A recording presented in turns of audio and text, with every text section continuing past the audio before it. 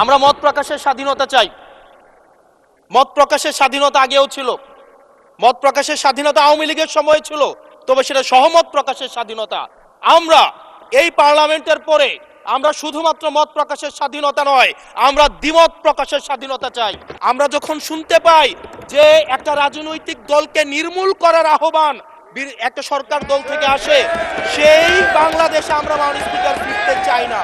কিন্তু এই সংসদ আবার আগের যেই ভিসিয়াস সাইকেল, দোষারোপের যেই সাইকেল, একজন একজনকে বিভিন্ন ট্যাগিংয়ের যেই সাইকেল, মত দমনের নামে, বিরোধী মত দমনের নামে মামলার যেই সাইকেল, আমরা সেইখানে আবার চলে গিয়েছি। পরবর্তী বক্তা মোহাম্মদ আবুল হাসনাত, সদস্য কুমিল্লা ৪। ধন্যবাদ আপনার সময় হলো 7 মিনিট। ধন্যবাদ মাননীয় স্পিকার। আমার সিরিয়াল অনেক পিছনে ছিল, যদিও আমি আজকে এই সংসদে আমরা অনেক ত্যাগ তিতিক্ষা, আমরা সবার কাছে অনেকের সংগ্রামের কথা শুনি, তারা অনেক লড়াইয়ের মধ্য দিয়ে আজকে এই সংসদটি আমাদের প্রজন্মের জন্য, আসলে আমরা আজকে যা কাজ করছি না কেন সেগুলো হচ্ছে আমাদের প্রজন্মের জন্য। আপনারা যে কাজগুলো করছেন, যে দায়িত্বটা নিয়েছেন, এই দায়িত্বের ফলভোগী বা সুবিধাভোগী কিন্তু আমাদের এই প্রজন্ম। মাননীয় স্পিকার, আমরা খুব আশাহত হই যখন এই সংসদ এত রক্ত, এত লড়াই, এত ত্যাগের পরে আজকে যখন এই সংসদটি গঠিত হয়েছে, কিন্তু এই সংসদ আবার আগের যেই ভিসিয়াস সাইকেল, দোষারোপের যেই সাইকেল, একজন একজনকে বিভিন্ন ট্যাগিংয়ের যেই সাইকেল, মত দমনের নামে, বিরোধী মত দমনের নামে মামলার যেই সাইকেল, আমরা সেইখানে আবার চলে গিয়েছি। ক্যাম্পাসগুলো আবার আনরেস্টের দিকে যাচ্ছে, অস্থিতিশীল পরিবেশ সৃষ্টি হচ্ছে, বিরোধী দল মত দমনের জন্য মামলা করা হচ্ছে, প্রতিমন্ত্রীকে ফেসবুকে লেখার কারণে বাসা থেকে তুলে নিয়ে আসা হচ্ছে, হুইপকে সমালোচনা করলে বাসা থেকে তুলে নিয়ে আসা হচ্ছে। আবার আমরা আগের সংস্কৃতিতে আমরা চলে যাচ্ছি, যেখানে মাননীয় প্রধানমন্ত্রী নিজে কার্টুন শেয়ার করে বিভিন্ন স্যাটায়ার, বিভিন্ন মকারিকে প্রমোট করছে, বিরোধী মতকে প্রমোট করছে। সেইখানে এই সংসদ গঠিত হওয়ার পর থেকে আজকে পর্যন্ত 9টা ঘটনা ঘটেছে, যেখানে মত প্রকাশের জন্য আজকে বাসা থেকে তুলে নিয়ে আসা হয়েছে। মাননীয় স্পিকার, আমরা মত প্রকাশের স্বাধীনতা চাই। মত প্রকাশের স্বাধীনতা আগেও ছিল, মত প্রকাশের স্বাধীনতা আওয়ামী লীগের সময় ছিল, তবে সেটা সহমত প্রকাশের স্বাধীনতা। আমরা এই পার্লামেন্টের পরে আমরা শুধুমাত্র মত প্রকাশের স্বাধীনতা নয়, আমরা দ্বিমত প্রকাশের স্বাধীনতা চাই। আমরা এখানে দাঁড়িয়ে মাননীয় প্রধানমন্ত্রীর সমালোচনা করতে চাই, আমরা নির্ভয়ে ফেসবুকে আমরা ব্যাকস্পেস ব্যবহার করতে চাই না।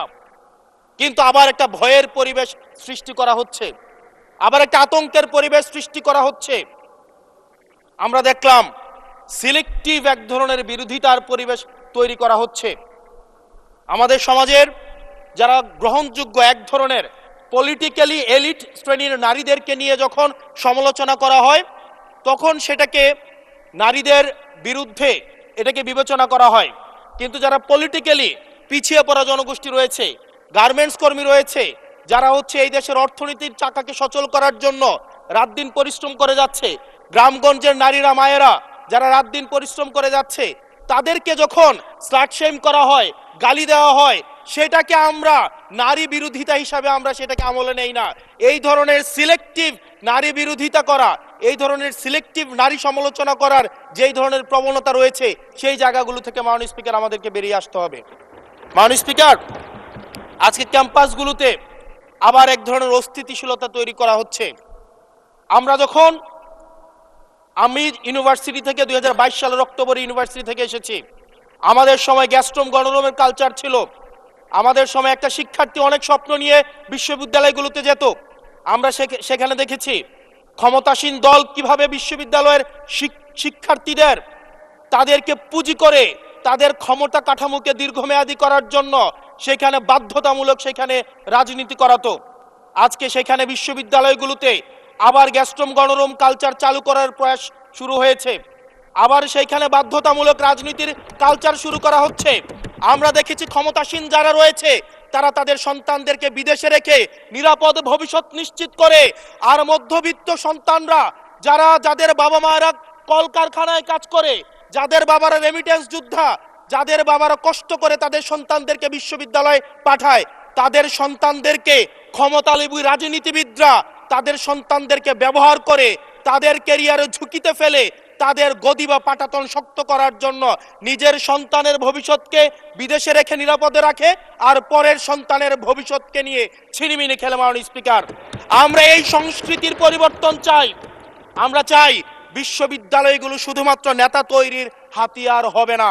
এই বিশ্ববিদ্যালয়গুলো গবেষণা, বিশ্ববিদ্যালয়গুলো পাঠ চর্চা, বিশ্ববিদ্যালয়গুলো সেখানে এক ধরনের মনস্তাত্ত্বিক সমৃদ্ধি, এবং সেখানে আমরা যেখানে গবেষণা হবে সেখানে আমরা বিশ্ববিদ্যালয়গুলো থেকে বুদ্ধিজীবী গবেষক আমরা বাংলাদেশকে এবং জাতিকে উপহার দিতে পারবো। কিন্তু অত্যন্ত দুঃখজনক বিষয়, আজকে বিশ্ববিদ্যালয়গুলো শুধুমাত্র নেতা উৎপাদন করার এক ধরনের বিশেষ সার্কেলে পরিণত হয়েছে। মাননীয় স্পিকার, এই ৩৬ জুলাই এই তরুণ প্রজন্মকে কি দিয়েছে?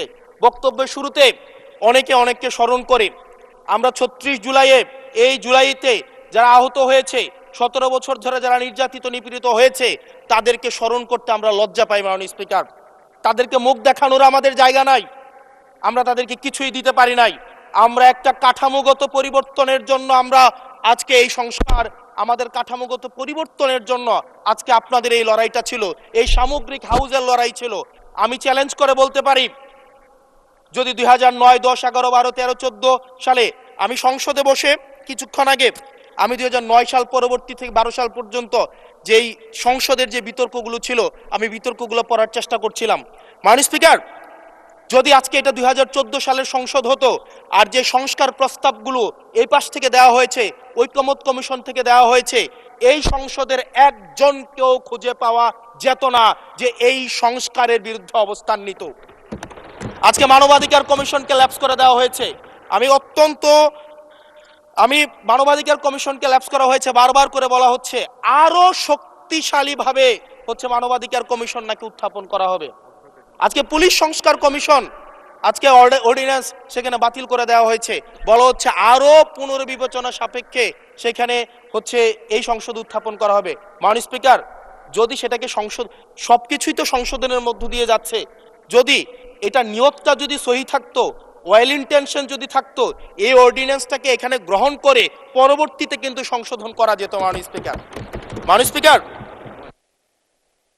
মাননীয় সদস্য, আপনার সময় 2 মিনিট বাড়িয়ে দেওয়া হলো, 2 মিনিটে শেষ করুন। থ্যাংক ইউ মাননীয় স্পিকার, আজকে সরকারি দল, বিরোধী দল, এই সরকারি দল এবং বিরোধী দল একটা আপেক্ষিক বিষয়।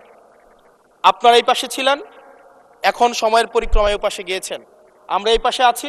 যদি জনগণ চায়, আমরা যদি মানুষের ম্যান্ডেট নিয়ে এগিয়ে যেতে পারি, তাহলে সময়ের পরিবর্তনে এই সিট পরিবর্তন হবে। আমি আপনাদের সবাইকে আহ্বান জানাবো, প্রজন্মের ভাষাকে অনুধাবন করার চেষ্টা করুন। এটা আমি আমার নিজেকেও বলবো, প্রজন্মের ভাষাকে পড়ার চেষ্টা করুন। আমাদের প্রধানমন্ত্রী যিনি আছেন, মাননীয় প্রধানমন্ত্রী, ওনার সন্তান যেই প্রজন্মের, আমরা একই প্রজন্মের, আমাদেরকে ধারণ করার চেষ্টা, আমি চাইবো আপনারা সবাই আমাদেরকে ধারণ করার চেষ্টা করবেন। বিএনপির নয়, কেবল জামাতের নয়, কেবল এনসিপির নয়, বাংলাদেশের মানুষের স্বার্থ, বাংলাদেশের মানুষের আকাঙ্ক্ষা, বাংলাদেশের মানুষের স্বপ্ন বাস্তবায়ন যেন আমরা করতে পারি। মাননীয় স্পিকার, এই চেয়ার আমি অনুধাবন করতে পারছি জনগণ বিচ্ছিন্নতা তৈরি করে। এই সংসদে বসে, এসি রুমে বসে, এসি গাড়িতে চলে, মিনিস্ট্রির এসিতে বসে, বাসার মধ্যে 24/7 আনইন্টারাপ্টেড ইলেকট্রিসিটির মধ্যে থেকে জনগণের সমস্যা বোঝা যায় না। এই জন্য এই সংসদে যখন আমরা দাঁড়াই, আমরা জনগণের সমস্যা অনুধাবন করতে পারি না। আমরা এই সংসদে বসে যদি আমরা লোডশেডিংয়ে আমরা খুঁজি, এই সংসদে বসে লোডশেডিং পাওয়া যাবে না, এই সংসদে বসে জনগণের সমস্যা পাওয়া যাবে না, এই সংসদে বসে সবকিছুকেই, মাননীয় স্পিকার, আমরা যে এই বাংলাদেশের সবচেয়ে সুবিধাভোগী মানুষের মধ্যে এই সংসদে যারা বসে আছি, বাংলাদেশের সবচেয়ে ফেসিলিটেড মানুষের মধ্যে আমরা অন্যতম। মাননীয় স্পিকার, আমাদের জনগণের কাছে যেতে হবে, জনগণের আশাগুলোকে, সময়গুলোকে, স্বপ্নগুলোকে আমরা রাজনৈতিক ভাষার মধ্য দিয়ে, কর্মসূচির মধ্য দিয়ে সেগুলোকে বাস্তবায়নের জন্য আমাদের সবাইকে সমন্বিতভাবে, ঐক্যবদ্ধভাবে কাজ করার প্রয়াস আমাদেরকে থাকতে হবে। আবার যদি আমরা বিভাজনের রাজনীতিতে যাই তাহলে সেখান থেকে বিএনপি বেনিফিটেড হবে না, এনসিপি বেনিফিটেড হবে না, জামাতে ইসলামী বেনিফিটেড হবে না, সেইখান থেকে বেনিফিটেড হবে আমরা জুলাইতে যাদেরকে আমরা পরাজিত করেছি তারা বেনিফিটেড হবে। মাননীয় স্পিকার, ধন্যবাদ। ওকে, লাস্ট মিনিট। সেজন্য আজকে এই সংসদে আমাদের একটা ন্যাশনাল এগ্রিমেন্টের দিকে যেতে হবে। আমরা পলিসির জায়গায় আমাদের বিরোধিতা থাকবে, পলিসির জায়গায় আমরা এগ্রিমেন্টের মধ্যে থাকব, কিন্তু আমাদের একটা রেড লাইন টানা উচিত। এই লাইনটা আমরা ক্রস করব না। আমরা যখন শুনতে পাই যে একটা রাজনৈতিক দলকে নির্মূল করার আহ্বান একটা সরকার দল থেকে আসে, সেই বাংলাদেশে আমরা মাননীয় স্পিকার ফিরতে চাই না। মাননীয় স্পিকার, আমরা এখানে আমরা কনস্ট্রাকটিভ ভাবে পলিসির জায়গা থেকে আমরা আর্গিউ করব, আমরা এগ্রি করব, আমরা ডিসএগ্রি করব, কিন্তু মাননীয় স্পিকার নির্মূলের রাজনীতি, বিনাশের রাজনীতি, দমনের রাজনীতি, পীড়নের রাজনীতি যদি আমরা বাংলাদেশে আবার পরিচয় করাই, ইন্ট্রোডিউস করাই, সেইখান থেকে এই সংসদের কেউ বেনিফিটেড হবে না। বেনিফিটেড হবে আমাদের সবচেয়ে বেশি যারা আমাদের এই বাংলাদেশটাকে ঝুঁকির দিকে ঠেলে দিয়েছে, সেই অপশক্তি হচ্ছে মাননীয় স্পিকার বেনিফিটেড হবে। সেজন্য আমরা ঐক্যবদ্ধভাবে ধন্যবাদ। বাংলাদেশটাকে বিনির্মাণ করি। ধন্যবাদ মাননীয় সদস্য।